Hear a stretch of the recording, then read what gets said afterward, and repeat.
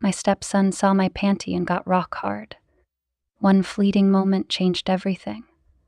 A quiet afternoon became the spark for tension that shook the foundation of a blended family. What would you do if an innocent accident revealed deeper emotions and unspoken boundaries? This story explores the complexities of trust, family, and healing in the face of unexpected challenges. How far would you go to rebuild what feels broken? Stay tuned to uncover this emotional journey, and don't forget to subscribe for more gripping tales. Let me know in the comments where you're watching. It was supposed to be a routine day, folding laundry in the quiet of the living room. The house was still, with Mark away on another business trip and Ryan in his room. I'd barely noticed the lace slip from the basket onto the floor, a delicate burgundy piece buried among the towels. Hey, do you know? Oh, Ryan, I said quickly, scooping up the lace and stuffing it into the basket. You scared me. What is it you need? He cleared his throat awkwardly, avoiding eye contact. Nothing, just looking for the remote. It's probably under the couch cushions as usual, I said, forcing a light laugh, but my hands were shaking. Bent. Right. I'll check. The next morning, I tried to push the incident out of my mind. Life needed to go on, and there were chores to do, errands to run, and meals to prepare. But as I moved through the house, I couldn't help noticing how quiet it was. Normally, Ryan would be up by now, eating cereal at the kitchen table or lounging on the couch with his phone. Today, though, his door remained shut. I hesitated outside his room, debating whether to knock. "Ryan?" I called softly, pressing my ear against the door. There was a muffled reply, something like, "Yeah." "Are you okay? You haven't come out all morning." "I'm fine," he said, though his voice sounded strained. "Just doing homework." I frowned. Ryan never willingly did homework. Something was definitely off, but I decided not to press him. "Okay? Let me know if you need anything," I said before heading to the kitchen. The unease from yesterday lingered as I went about my day. My mind replayed his reaction in the laundry room, the flush on his face, the way he avoided eye contact afterward. I tried to reason with myself, brushing it off as teenage awkwardness. Still, my stomach twisted with uncertainty. By the afternoon, Ryan finally emerged. He shuffled into the kitchen, avoiding my gaze as he poured himself a glass of water. "Hey," I said, keeping my tone light. "Did you finish all your homework?" He shrugged. "Most of it." "That's good," I said, trying to maintain normalcy. "I was thinking about making lasagna tonight. Sound good?" "Yeah, sure," he mumbled, already halfway out of the room. "Ryan," I said, stopping him. "Wait a second." He froze, his back to me, and I saw his shoulders tense. Slowly, he turned around, his expression unreadable. "Yeah?" I hesitated, trying to find the right words. "Is everything okay? You've been a little quiet since yesterday." His face turned bright red and he dropped his gaze to the floor. "I'm fine," he said quickly. "Just tired, I guess." I wanted to believe him, but his body language told a different story. He was fidgeting with his glass, shifting his weight from one foot to the other. It was the same nervous energy I'd seen in the laundry room. "Okay," I said finally, deciding not to push him. "Let me know if you need to talk about anything." "Here." "Thanks," he said before retreating back to his room. As I stood in the kitchen, staring at the empty space where he'd been, a knot of worry formed in my chest. Something was wrong. I could feel it, but I didn't know how to fix it. All I knew was that this wasn't something I could ignore. Whether I liked it or not, that moment in the laundry room had created a ripple, and it was only a matter of time before it turned into a wave. It was supposed to be a routine day, folding laundry in the quiet of the living room. The house was still, with Mark away on another business trip and Ryan in his room.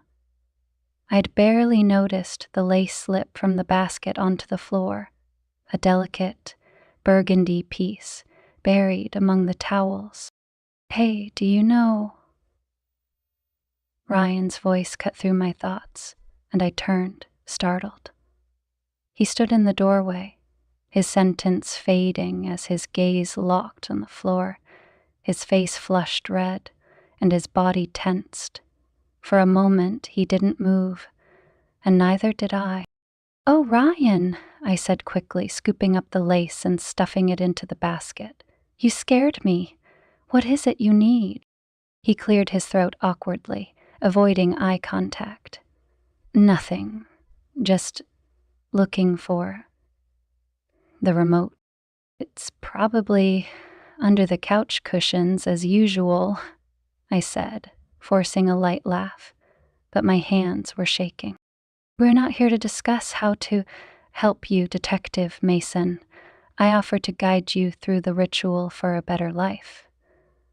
I was shifted, though I couldn't name it. What did happen was impossible to ignore.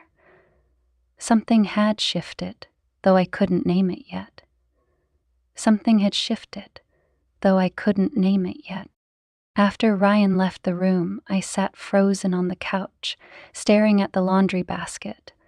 The awkwardness of the moment lingered, and I felt a growing unease I couldn't quite shake. It was just a split-second encounter, I told myself. Teenagers are awkward, and accidents happen. But his reaction, how he froze, his face flushing red, it stayed with me. I tried to push it out of my mind as I folded the rest of the laundry, but my hands were trembling. Ryan had lived with me and Mark for nearly 6 years. When Mark and I married, Ryan was 12, a quiet and reserved boy who seemed unsure about how to relate to me. I worked hard to make him feel comfortable, never pushing too hard, but always making sure he knew I was there for him. We had settled into a cordial, if not particularly close, relationship over the years. He called me Grace, never Mom, and I respected that boundary. Mark had always been the one to bridge the gap between us, but his work schedule had grown increasingly demanding. Over the past year, he'd been traveling more often than not, leaving me alone to navigate the challenges of parenting a teenage boy who wasn't really mine. I loved Mark, and I understood that his career was important, but his absence had started to weigh on me. That evening, as I prepared dinner, Ryan hovered in the kitchen doorway. His presence was quiet but noticeable, and I couldn't help but feel the tension. "Lasagna okay for dinner?" I asked, trying to keep my tone light. "Yeah, sounds good," he mumbled, avoiding eye contact as he leaned against the frame. He turned back to the counter, assembling layers of pasta and cheese. The silence between us was heavy, and I could feel his presence even when I wasn't looking at him. Finally, I broke the quiet. "Are you sure everything's okay, Ryan? You've been a little quiet today." "I'm fine," he said quickly, his voice tight.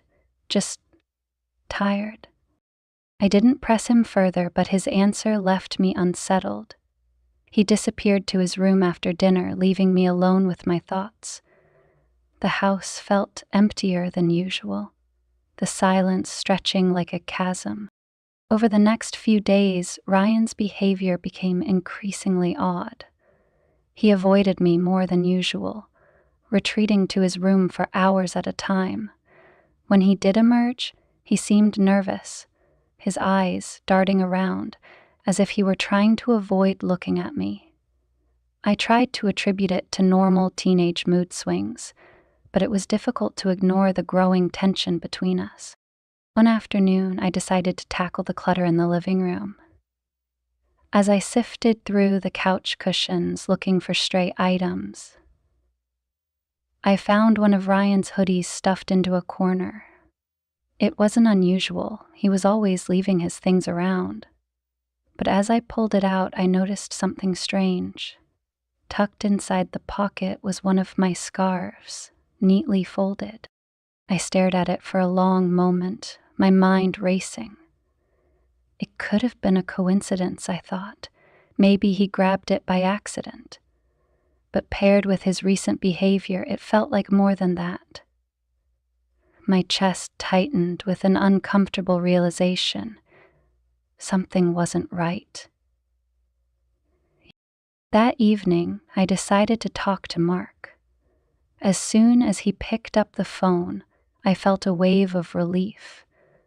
"Hey, hun," he said, his voice warm but tired. "How's everything at home?"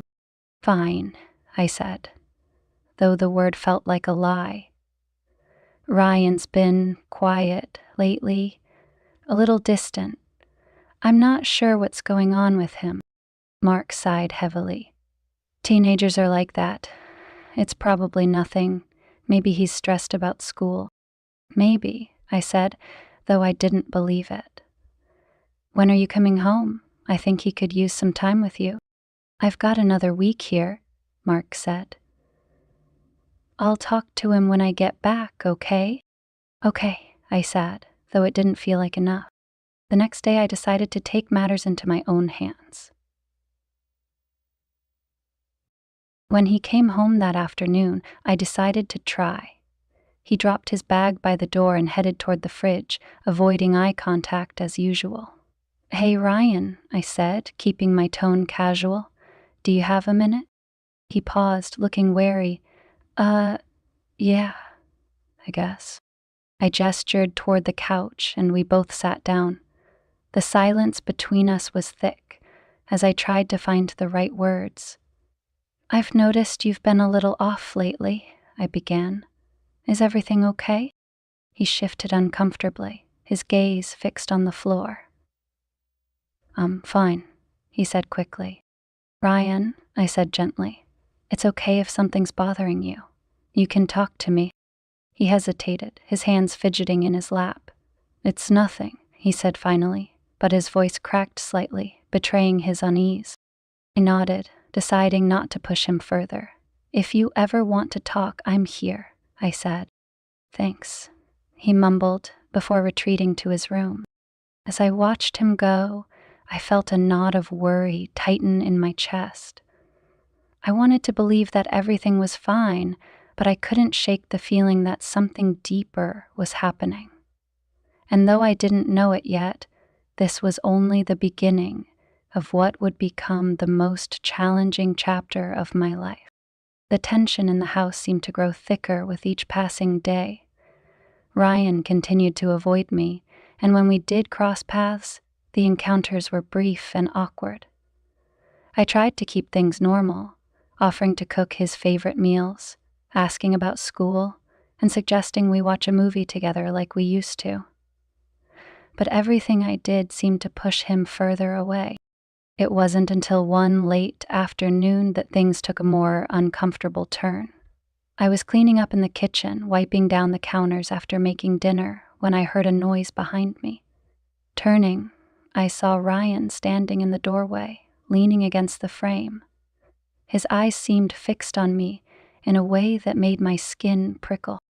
"What's up, Ryan?" I asked, trying to sound casual, though my heart had already started to race.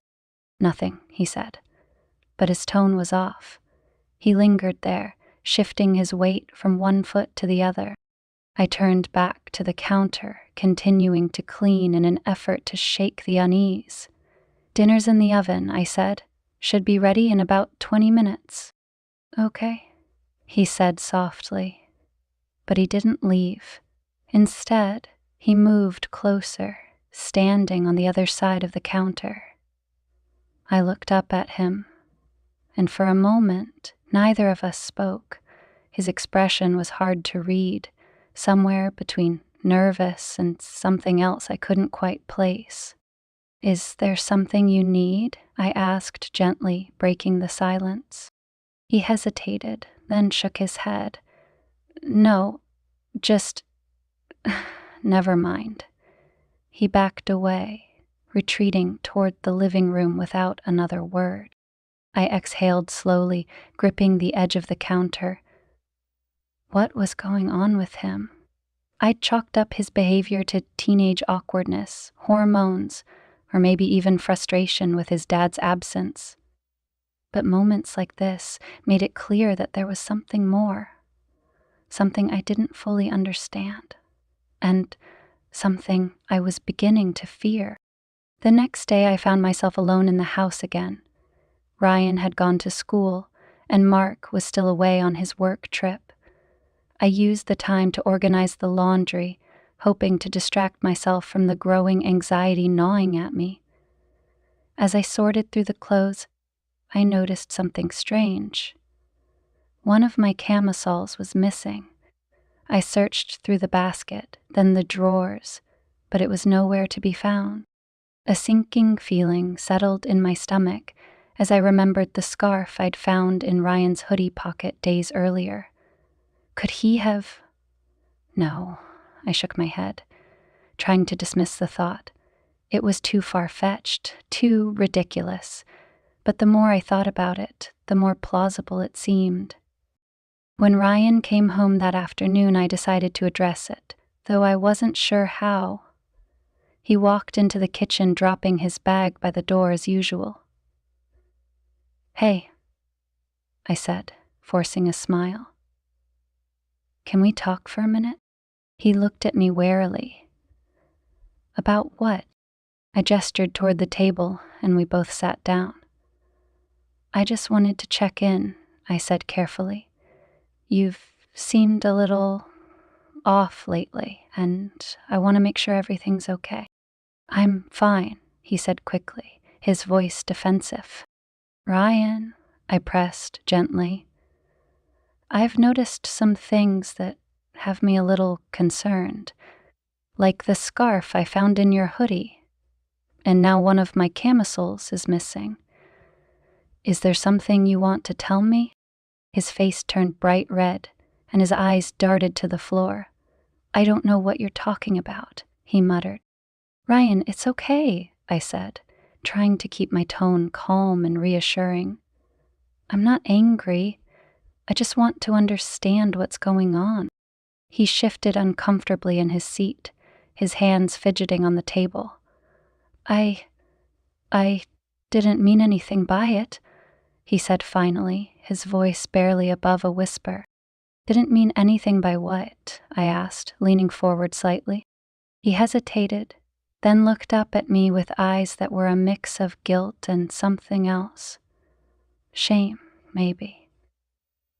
I just thought it smelled nice," he admitted, his cheeks flushing an even deeper shade of red. The weight of his words hit me like a ton of bricks. My chest tightened, and I struggled to keep my composure. "Ryan," I said carefully, "I understand that you're going through a lot right now. Growing up is confusing, and feelings can be hard to navigate. But this is not okay. Do you understand that?" It was Ethan who answered first. He nodded quickly, his gaze fixed firmly on the table. "I'm sorry," he said, his voice cracking.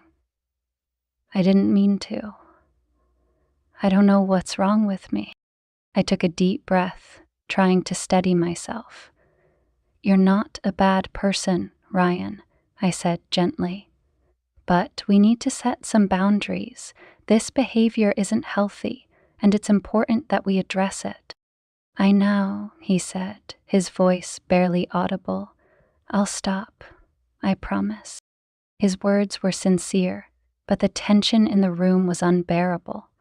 I wanted to believe that this conversation would be enough to change things, but deep down, I wasn't sure. There was a vulnerability in his eyes, a desperation that made me realize this was bigger than just a missing scarf or camisole. Ryan was struggling, and I didn't know if I had the tools to help him. That night, I called Mark again. "We need to talk," I said, as soon as he picked up. "Eh? What's going on?"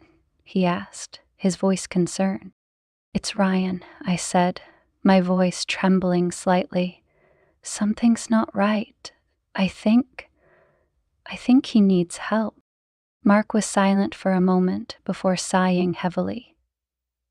"Okay," he said finally. "I'll come home as soon as I can." As I hung up the phone, I felt a mix of relief and dread. Mark's return would bring support, but it would also force us to confront the growing cracks in our family dynamic. And though I wanted to believe that we could fix this, I couldn't shake the feeling that things were about to get even more complicated. Mark came home 3 days later. His return brought a brief sense of relief, though I couldn't help but notice the weariness in his eyes. The exhaustion from his constant traveling had taken its toll, and I knew that explaining everything to him would only add to his burden. But this was too important to delay. That evening, after Ryan had gone to bed, I sat down with Mark in the living room. The dim light from the lamp cast long shadows on the walls, matching the heaviness of what I needed to say. "Mark, we need to talk about Ryan," I began, my voice low but steady. His brows furrowed as he leaned forward. "What's going on? You sounded worried when you called." I hesitated, searching for the right words. "Something's been off with him lately. He's been avoiding me, acting nervous, and there have been a few incidents that I can't ignore." "What kind of incidents?" Mark asked, his tone laced with concern. I took a deep breath, recounting the laundry room moment, the missing scarf, and the camisole. Mark's expression shifted from confusion to disbelief, and finally to a quiet, simmering anger. "Are you saying he's—" No, I interrupted, not wanting to finish the sentence. "But I think he's struggling with something, and we need to address it. This isn't normal behavior, Mark." He ran a hand over his face, exhaling heavily. "I had no idea. I mean, he's always been a little reserved, but this..." I don't know what to say. "I think we need to talk to him," I said gently. "Together. He needs to understand that this is a safe space, but also that there are boundaries." Mark nodded, though he still seemed unsure. "Okay, let's do it tomorrow after dinner." The next evening, we sat Ryan down at the dining table. His face was already a mixture of confusion and apprehension, and as Mark began to speak, I could see him tense even further. "Ryan, your stepmom and I have noticed some changes in your behavior lately," Mark started, his tone calm but firm. "We want to make sure everything's okay with you." Ryan shifted uncomfortably in his seat. "I'm fine," he muttered, his eyes fixed on the table. "Yeah." "Ryan," I said softly, trying to draw him out, "this is a safe space. You can talk to us about anything." He looked up at me briefly, his expression flickering between guilt and fear. "I don't know what you're talking about," he said, though his voice lacked conviction. Mark leaned forward, his hands clasped on the table. "Look, son, we're not here to judge you, but we can't help you if you don't tell us what's going on. This is about making sure you're okay." For a moment, Ryan was silent. Then, in a voice barely above a whisper, he said, "I didn't mean for it to get weird." Mark and I exchanged a glance before I asked gently, "What do you mean by that, Ryan?" "I don't know," he said, his voice cracking. It's just sometimes I get confused about stuff and I don't know how to make it stop. His words were like a punch to the gut.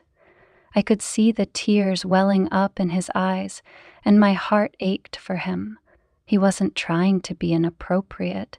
He was a confused teenager grappling with emotions he didn't understand. "It's okay to feel confused," I said, keeping my voice steady. "Growing up is hard, and sometimes emotions get messy, but what's important is how we handle them." Mark nodded in agreement. "We're here to help you, Ryan, but you need to be honest with us so we can figure out the best way to move forward." Ryan hesitated, then finally said, I didn't mean to take the scarf or anything. It smelled nice and He broke off, covering his face with his hands. I Mark reached out, placing a reassuring hand on Ryan's shoulder. "It's okay, son. We all make mistakes. What matters is that we learn from them and move forward." I leaned in slightly. "Ryan, we're going to help you through this, but we also need to set some boundaries. Respect is important, and part of that means understanding what's appropriate and what's not." He nodded slowly, his face still hidden behind his hands. "I'm sorry," he said, his voice muffled. "I didn't mean to make things weird." "We know," I said gently, "and we're going to get through this together. But we think it might be helpful for you to talk to someone, a counselor, who can help you figure out what you're feeling and how to manage it." Ryan looked up, his eyes wide with alarm. "A counselor?" "It's not a punishment," Mark said quickly. "It's just someone who can help you sort through everything in a safe and supportive way." Ryan hesitated, then nodded reluctantly. "Okay," he said softly. That night, after Ryan had gone to bed, Mark and I sat together on the couch, both of us emotionally drained. "Do you think we handled that okay?" Mark asked, his voice heavy with doubt. "I think we did the best we could," I said, resting my head on his shoulder. "This isn't easy for any of us, but at least we're facing it together." Mark wrapped his arm around me, pulling me close. "We'll figure it out," he said, though his voice was tinged with uncertainty. As I lay in bed that night, staring at the ceiling, I couldn't stop thinking about Ryan. He was just a teenager, trying to make sense of a confusing world.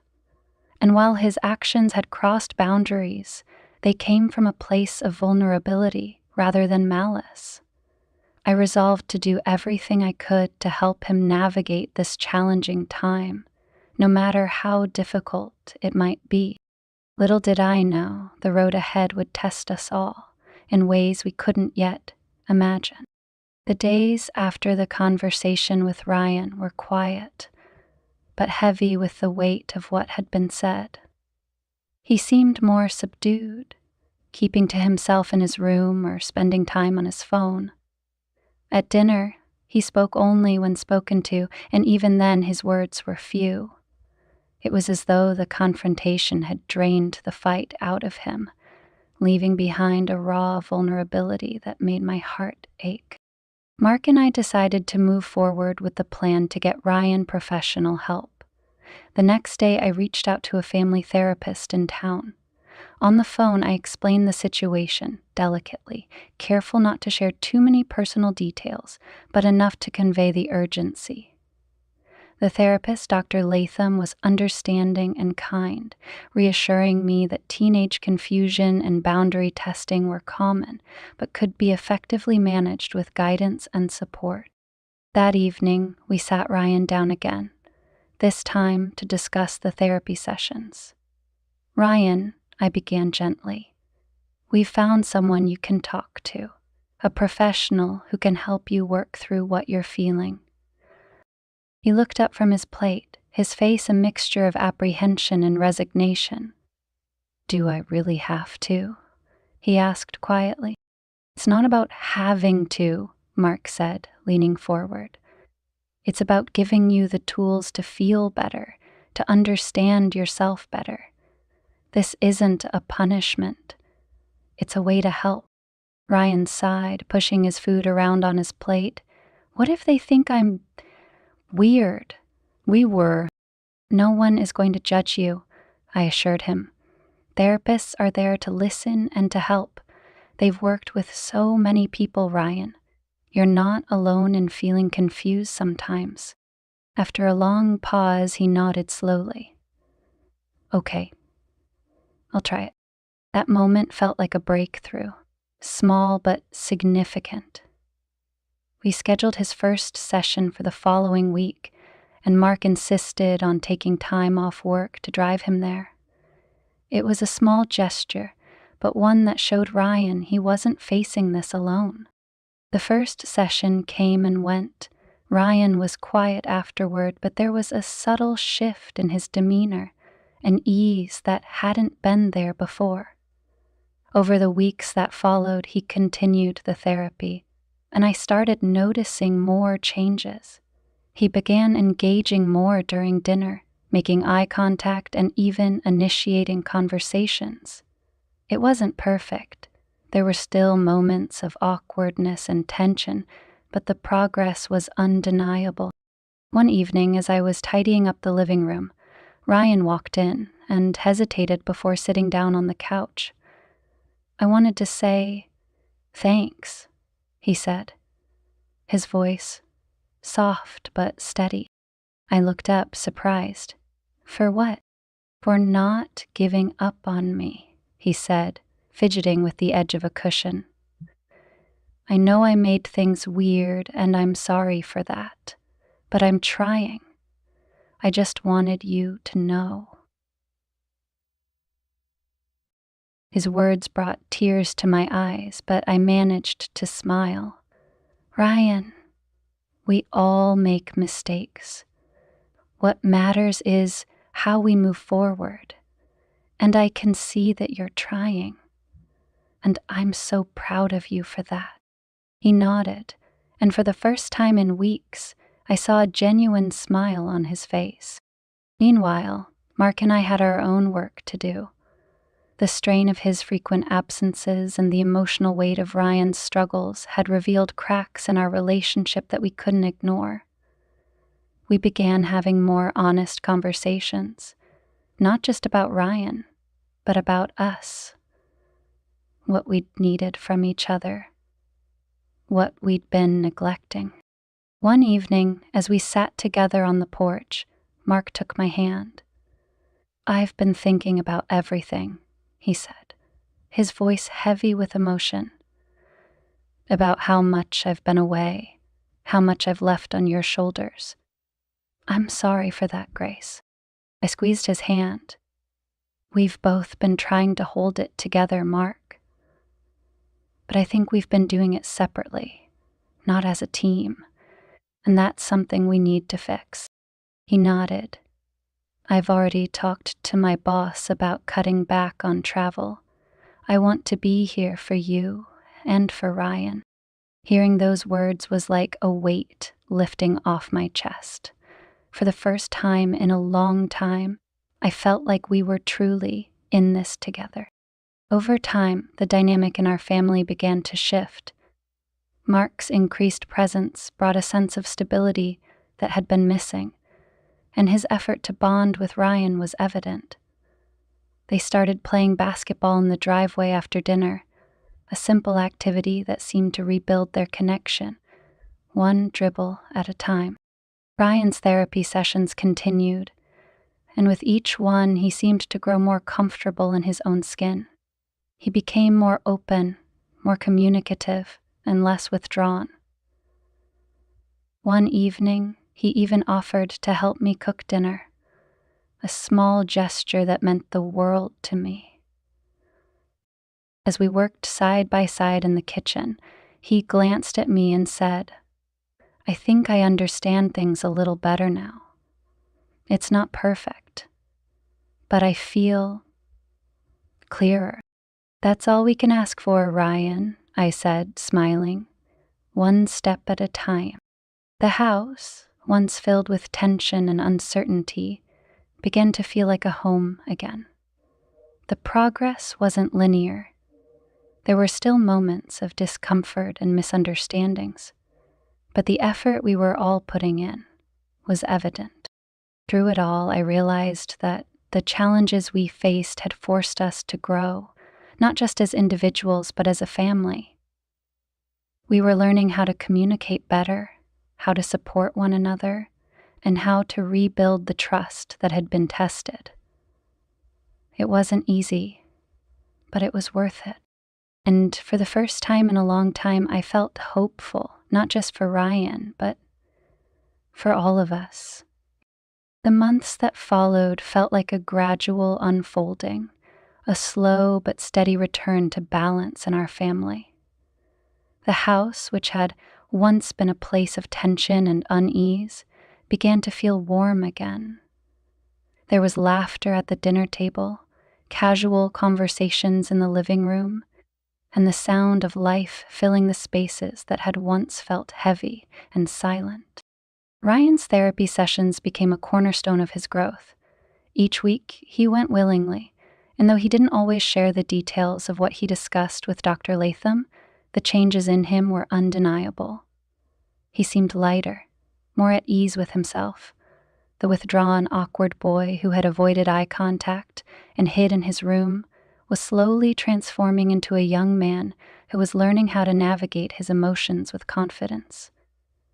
After what seemed like hours, Dr. Latham transformed Ryan into a man who was fit sitting with his thoughts traveling the entire inner world. One afternoon, as we sat together on the porch, Ryan turned to me and said, "You know, I didn't realize how much I needed someone to talk to. Dr. Latham's been helping me figure out a lot of things." I smiled, feeling a deep sense of pride. "I'm glad, Ryan. It takes a lot of courage to face things head on and work through them." He nodded, staring out at the yard. "I didn't think I'd feel normal again, but it's getting better. I feel, I don't know, clearer, I guess." I noticed the same thing. "That's all anyone can ask for," I said, my voice soft but steady. "One step at a time." His words stayed with me long after that conversation. They were a reminder of how far we'd come, not just as individuals, but as a family. Mark had stepped up in ways I hadn't expected, becoming more present and involved in both Ryan's life and our marriage. The long absences that had once defined our relationship were no longer the norm. Instead, Mark was here, actively participating in the small, everyday moments that make up a life. One evening, as we cleaned up after dinner, Mark pulled me aside. "I've been thinking a lot about everything," he said, his tone serious but warm. "About how much we've been through and how much I've missed while I was so focused on work." I looked at him, my heart swelling. "You've been here when it mattered most, Mark. That's what counts." He shook his head. "I wasn't here enough, Grace. But that's going to change. I want to be the husband and father you both deserve." His words were a balm to wounds I hadn't even realized I was still carrying. For so long, I'd felt like I was holding everything together on my own, but now I could see that we were truly a team. Ryan, too, was rebuilding his relationship with his father. They spent more time together, from basketball games in the driveway to quiet evenings watching sports on TV. I could see how much Ryan valued those moments, how they helped him feel grounded and connected. One evening, as I passed by the living room, I heard them laughing together, their voices light and easy. It was a sound I hadn't heard in years, and it brought tears to my eyes. For so long, I'd worried that the distance between them would never close, but here they were, finding their way back to each other. But amidst all this progress, I also found myself reflecting on my own journey. The events of the past year had forced me to confront parts of myself I'd long ignored. For years, I'd focused so much on taking care of others that I'd neglected my own needs. I'd poured my energy into being the glue that held our family together, but at the cost of my own well-being. It wasn't until I started seeing a counselor myself that I began to understand the importance of self-care. Sitting in that quiet office, sharing my fears and frustrations with someone who listened without judgment, was a transformative experience. I learned to give myself grace, to acknowledge that it was okay to ask for help, and to set boundaries that protected my emotional health. One afternoon, as I journaled on the porch, I wrote, "Healing isn't just about fixing what's broken. It's about growing into something stronger, something more whole." Those words became a mantra for me, a reminder that our struggles didn't define us. What mattered was how we moved forward. Ryan continued to grow in confidence and maturity. He started spending more time with friends, joining after-school clubs, and even talking about college. The boy who had once been so withdrawn was now finding his place in the world, and watching him blossom filled me with a sense of pride I couldn't put into words. One day, as I was cooking dinner, Ryan came into the kitchen and asked, "Do you need help with anything?" I smiled, surprised by the offer. "Sure, you can chop these vegetables," I said, handing him a cutting board and knife. As we worked side by side, he glanced at me and said, "I just wanted to say thanks for everything. I know I wasn't easy to deal with for a while, but you never gave up on me." His words caught me off guard, and I had to blink back tears. "You're worth it, Ryan. Always." Moments like that reminded me of why we fought so hard to get through the challenges we faced. They were proof that even in the darkest times, there was always the possibility of light. Mark and I also found new strength in our relationship. The honesty and openness we'd cultivated through this journey brought us closer than ever. We spent more time together, not just as parents, but as partners, rediscovering the love that had brought us together in the first place. As I looked around our home, filled with the sounds of laughter and life, I felt an overwhelming sense of gratitude. We weren't perfect, but we were trying. We were growing. And in the end, that's what mattered most. The morning sunlight streamed through the windows, casting a warm glow across the living room. The house was alive with the sounds of laughter and conversation, a harmony I hadn't heard in so long. Ryan was sitting on the couch with Mark, both of them poring over the highlights from last night's basketball game, their voices animated as they rehashed every play. I stood in the doorway for a moment, watching them, my heart swelling with pride and gratitude. This was the family I'd fought for, the connection we'd all worked so hard to rebuild.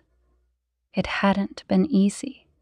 The road here had been paved with difficult conversations, moments of vulnerability, and the unflinching courage to face our flaws. But in the end, it was worth it. Every step we took brought us closer to this moment of peace. "Grace, come sit with us," Mark called, patting the spot beside him.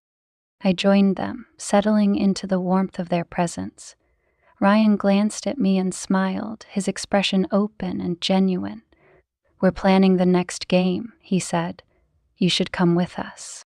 "I'd love to," I replied, my voice steady with the certainty that this invitation, small as it seemed, was a symbol of how far we'd come. Later that evening, as the sun dipped below the horizon, I found myself sitting on the porch with Mark. The air was cool, the sky painted in hues of orange and pink. He reached for my hand, threading his fingers through mine. "I'm proud of us," he said softly. I turned to him, meeting his gaze. "We've come a long way," I agreed. "And it's because we didn't give up." He nodded, his eyes shining with a quiet emotion that mirrored my own.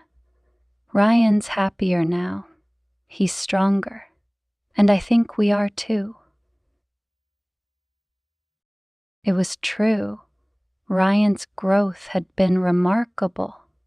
Therapy had helped him understand himself in ways that were transformative, and the bond between him and Mark had only deepened with time. But what stood out most to me was the way we had all grown closer as a family. We'd learned to communicate better, to lean on one another, and to rebuild trust where it had been tested. As the stars began to dot the night sky, I felt a profound sense of peace settle over me. Life wasn't perfect. It never would be. But we had found a way to thrive amidst the imperfections. We had built something strong, something real, and that was more than enough. Mark gave my hand a gentle squeeze. "Whatever comes next," he said, his voice firm, "we'll handle it. Together." And as I sat there, surrounded by the quiet beauty of the evening, I knew he was right. We'd faced the storm and come out stronger on the other side. No matter what challenges lay ahead, we were ready to face them as a family.